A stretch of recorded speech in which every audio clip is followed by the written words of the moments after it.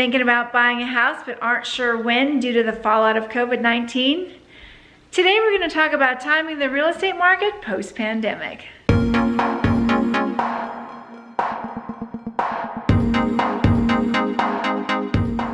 The ongoing pandemic has kicked the economy in the gut, and housing is no exception. In the first few weeks of lockdown across various metros, we've seen listings fall by 50 to 60% and transactions fall by 70 to 90%. Over 30 million Americans are now on unemployment, representing close to 20% of the U.S. workforce. More than 3 million Americans have now entered forbearance agreements with their mortgage lender, representing 7.3% of all U.S. mortgages. So clearly, all of this has introduced some stress into the housing market. But is the market going to crash? Will prices come down? And if so, by how much? And when is the best time to enter the market? Let's dive in. So first, two questions. Will housing prices come down? And if so, by how much? This will vary by location. And I do think that in some areas, depending on how strong or weak the housing market was coming into the COVID-19 pandemic, we may see some price decreases maybe in the 5 to 20% range, depending on where in the country you're located. This will definitely vary, and some areas may not see any decrease at all. Now, I know some of this may seem crazy to you,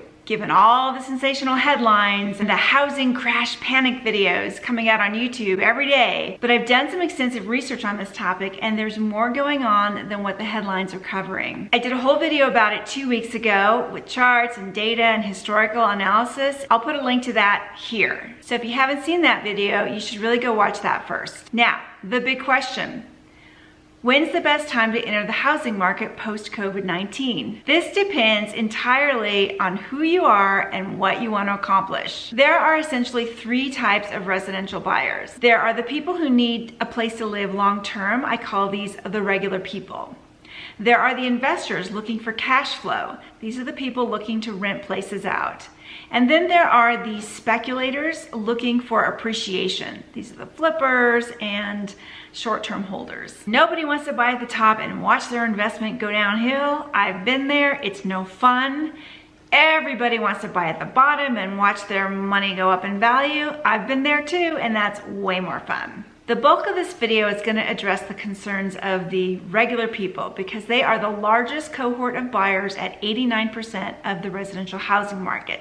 Investors and speculators, they make up only 11% of the home buying public. But investors and speculators, you may want to stick around because I'm going to share some uncommon indicators to look at, some that people never talk about, and these may help you further refine your entry point into the market. But first, we're going to go over a few foundational issues that must be determined prior to entering the market. The first thing you need to be clear on is your number one motivation for buying, and I'll tell you why in a minute. Are you getting married and want to decorate as you please? Are you having a baby and need more space? Are you downsizing in preparation for retirement? Or are you looking to buy rental properties to help fund your retirement? Most of the residential real estate market operates on life events and demographics because housing is above all shelter. Why does pinpointing your motivation matter? Because you need to remember your primary purpose in what can become a very emotional purchase. Regular people buying homes, especially for the first time, are often racked by uncertainty because you're dealing with the largest purchase of your life that it may have taken years and years to save a huge down payment. And often this is the biggest debt you'll ever take on. Unless you went to dental school, then maybe it's the second biggest debt. But it's big debt. So there's understandably a lot of fear around this process. And what often happens is that people let the fear take over. The fear of losing money, the fear of making the wrong choice, the fear of being trapped in a house they don't like, the fear of not being able to sell. And they forget the real reason why they wanted to buy in the first place, which is typically to live in a place they love that provides safe shelter for their family, no matter what stage of life they're in. So if you're thinking of buying a home, write down that motivation, keep it in front of you, and refer to it regularly throughout the process. The next foundational element is job security. Realistically, in today's environment, unless you're paying all cash, the number one thing to consider is your employment situation. Is your job or primary source of income stable given all the economic fallout around us? You really need to think 3 steps ahead on this one because what looks safe today might not be tomorrow. And if you're uncertain,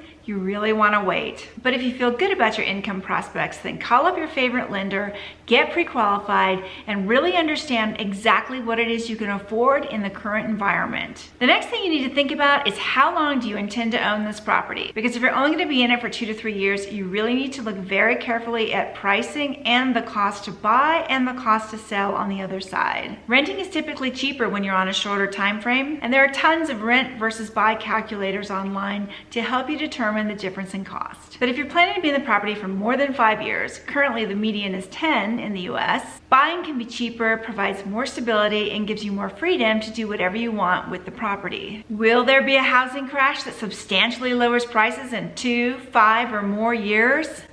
Nobody really knows. But if you want to sit around your apartment with 2 screaming toddlers waiting for it to happen, be my guest. So you've got your motivation in front of you. Your job is reasonably secure. You're pre-qualified for lending and you're clear on your timeline. The next thing to consider is your specific location, because the market dynamics of the city that you're in, the neighborhoods you're looking at, and the price range you're in can all vary wildly. So in other words, you need to understand your local market in your price range, in the specific neighborhoods that you want to be in. Now there are obvious, traditional, and unusual ways to learn about your local real estate market. So I'm going to talk about the basics for a minute before I move on to the actual indicators that you need to look at. All right, the basics. Pretty much everybody interested in home ownership goes to Zillow, Trulia, and Realtor.com to look at properties. This is great because it helps familiarize you with prices in the places you want to live. And the automated valuations are a useful data point, although they're not 100% accurate. You start following the local housing news to get a sense of market dynamics, though you can't always trust the media. And you talk to coworkers, family, friends, maybe even a realtor or two to get their opinions about what the current market conditions are like. Is it a buyer's market? Is it a seller's market? Who do you believe? That coworker who seems to know everything? Your mom who bought 10 years ago, or your friend who bought 2 months ago? That YouTube guru who wants to sell you his course? Or that realtor who probably just wants to sell you a house? There's no magic answer here. You're just gonna have to gather all the data, question everything, and make your own decisions. So these basics lay a good foundation for understanding your current market. But what indicators can you look at to see where the market is headed in the future so that you can better time your entry? Let's start with traditional indicators. These are the ones that people typically look at for clues to where the real estate market is going. Now, as we go through these, I'm going to explain what they are, and then I'm going to use Reno, Nevada as an example because that's a market that I have data for. Number 1, existing home sales. Current home sale activity is one of the best leading indicators of real estate price trends because buyers and sellers are setting prices in real time. When you have a lot of buyers and not many sellers, prices go up, which is a trend we've been seeing for the last few years. Conversely, when you have a lot of sellers and not many buyers, prices go down, which is what we saw from 2007 to 2012. You can look at sales 1 month compared to the next to see short-term trends, or you can look at them year over year to see if the trend is going up or down over a longer period of time. In Reno, home sales were running above what they were in 2019 until about the 3rd week of March this year, when the effects of the pandemic began to take their toll. And by April 25th, closings were down 44% compared to the same time period last year. This is to be expected when the entire economy shuts down, but it's just one data point. Let's look at the pendings pipeline to see what's coming next. Pending home sales. For those who don't know, pending home sales are when a seller and a buyer have entered a contract, but the house has not yet closed. Pending home sales are an excellent indicator of current purchasing interest because most of them will go on to close. Traditionally, roughly about 15% will fall out of escrow. Although the final prices are not yet known, the asking prices in the MLS indicate that they were reasonable enough for a buyer to actually go through all the trouble of writing an offer, negotiating with the seller, and getting into contract. In Reno, after peaking in mid-February, pendings went down every week through the end of March. Then in April, they started trending back up. So most of these pendings should show up as closed sales in 30 to 60 days, a very good leading indicator of buyer demand. 3, month supply of inventory. Now this is one you hear realtors talk about a lot, but it's a really good indicator of how competitive a market is for buyers versus sellers. It basically measures how long it would take to completely sell everything at the current rate of demand if no new properties came on the market. Below 6 months is considered a seller's market, 6 to 7 months is a balanced market, and above 7 months is a buyer's market. In Reno, because the number of new listings dropped all through March, but buyer interest remained steady, as of late April, we still only have 1.5 months of inventory despite the pandemic. An important thing to note, however, is that month supply of inventory often varies by price range. Typically, month supply is much tighter in the low end of the spectrum versus the high end. So for example, it can be a seller's market in the low end where you've got lots of buyers all competing for a very limited number of properties, multiple bidders, that whole scene. And in the same city, it can be a buyer's market for the more expensive properties that have been sitting around for months with hardly any showings. Number 4, new home building permits. Home building is a tough business and you need to be a real optimist to get through all the cost and preparation required to get to the point of actually pulling a building permit. Due to the time and effort and money it takes to bring a project to market, home builders are keenly aware of buyer demand. Historically, building permits tend to decrease ahead of recession and they tend to increase before coming out of recession. So in Reno, as this graph shows, we've been on a slow, steady uptrend for years, and we're nowhere near the levels we had prior to 2008. We'll see what happens post-COVID, but I don't expect any major changes because we have a lot of buyer demand in Reno and not a lot of land that's easily developed. According to the Nevada Builders Association, less than half of what's really needed is being built. Number 5, mortgage defaults. Coming into 2020, mortgage delinquencies on loans of all types had fallen to their lowest in 40 years. Mortgage delinquencies are closely tied to unemployment. So if we can't get people back to work soon, these will rise. In Reno, like most places in the country, we've had a recent noticeable spike in unemployment. In March, it jumped from 3.2% to 5%. So this is one to watch in the coming months.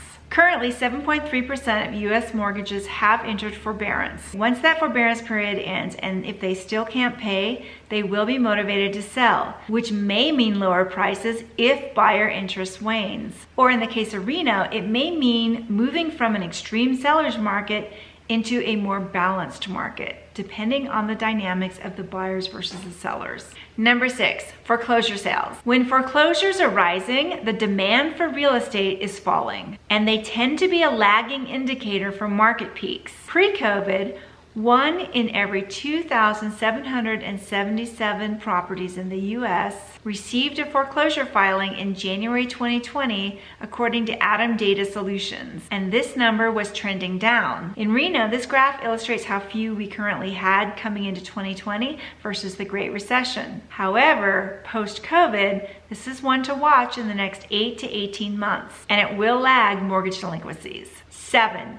Interest rates. The higher interest rates climb, the more the downward pressure on home prices. Conversely, lower rates tend to push home prices higher as buyers can afford to pay more. Right now, we have the lowest rates in history, and I don't see any indication that they're going to rise in the coming months. Prior to the pandemic, these were the expert predictions for the year. They may go lower as the Fed tries to stimulate the economy. So in Reno, this means that qualified buyers will continue to be able to afford more. There are 2 caveats to that, however. 1, lending standards have risen since the outbreak, which means you typically need a 660 to 700 plus credit score and 20% down to qualify for lending. 2, the jumbo lending market, which is typically anything over $510,400, is kind of frozen at the moment. So more expensive homes may be more difficult to sell while the banks sort that out. Number 8, purchase mortgage applications. Another good indicator of buyer intent are applications for lending to purchase a home. Reported weekly by the Mortgage Bankers Association, since the onset of COVID-19, applications have taken a bit of a nosedive and are currently at 20% down year over year. This graph from Calculated Risk does an excellent job of showing historical context. Yes, that steep little drop at the end is one to watch, but we are nowhere near the nosebleed levels of 2007. Number 9, unemployment.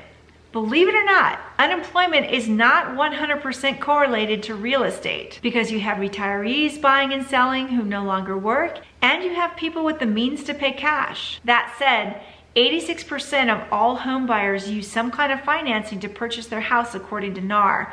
So it is a big factor. With roughly 20% of Americans unemployed and potentially more, this is definitely a wild card to watch. But as I said in my post-COVID prediction video, there are many data points suggesting that the housing fallout won't be that bad. So watch that video to understand why. So those are some of the more traditional indicators that people look at. Now let's look at a couple of more unusual ones. Number 10.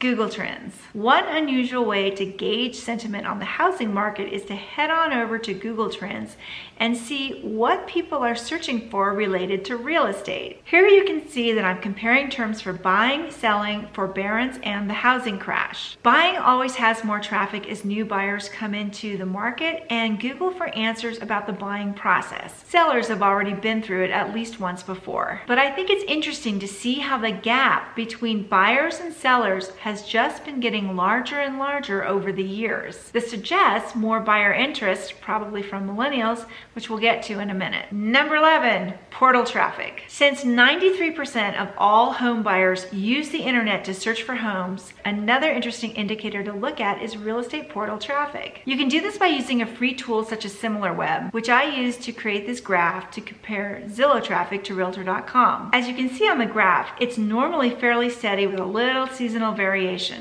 But if traffic drops off for some reason, real estate may follow. Zillow recently reported that its search traffic dropped 19% from mid-March to mid-April, with some metros dropping more precipitously than others.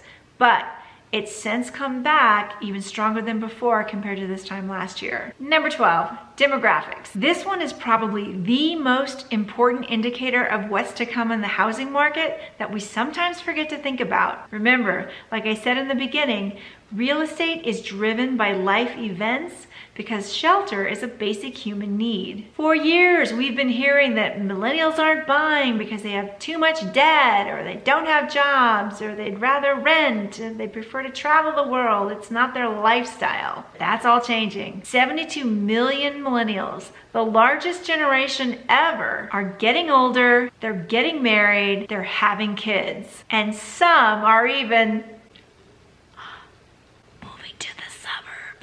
Millennials represent 38% of all home buyers. They have jobs, they have money, and the desire for a place of their own, especially now in the aftermath of COVID-19. And in fact, NAR estimates, given their numbers, that we are underbuilt by 4 million homes. So actually, I have two more bonus indicators to talk about that I almost forgot to add in. Showing time.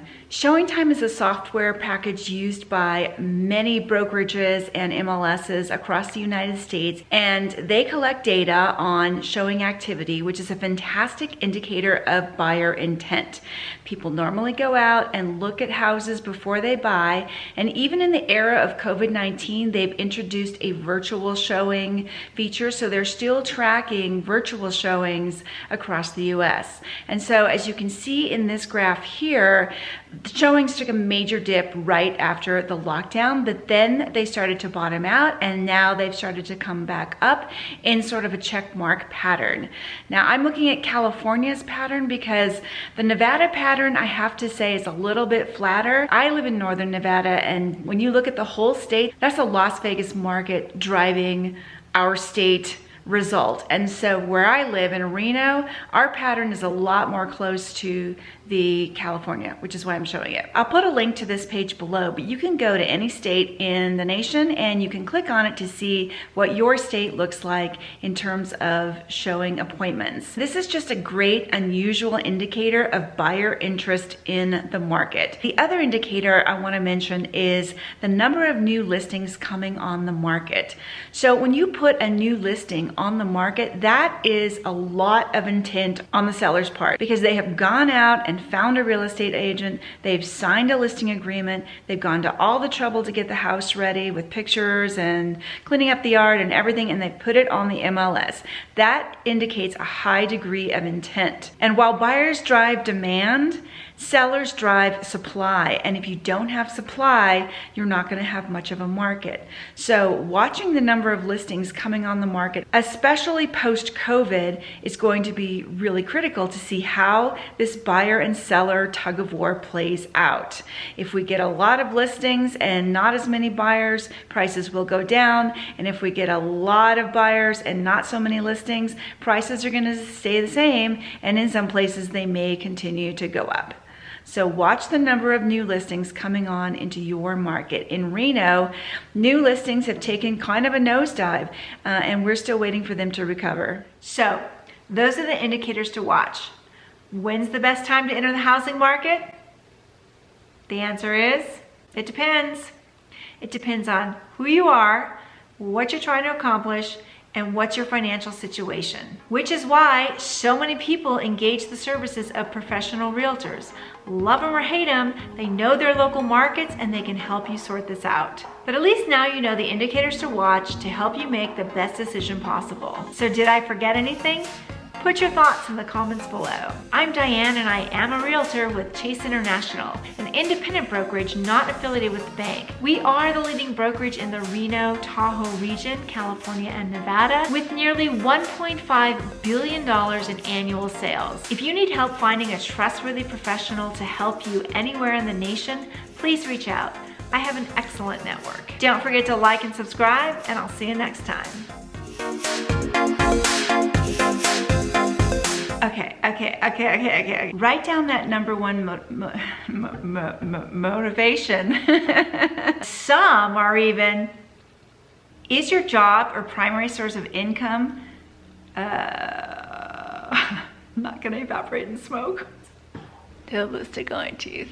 And it will lag mortgage, and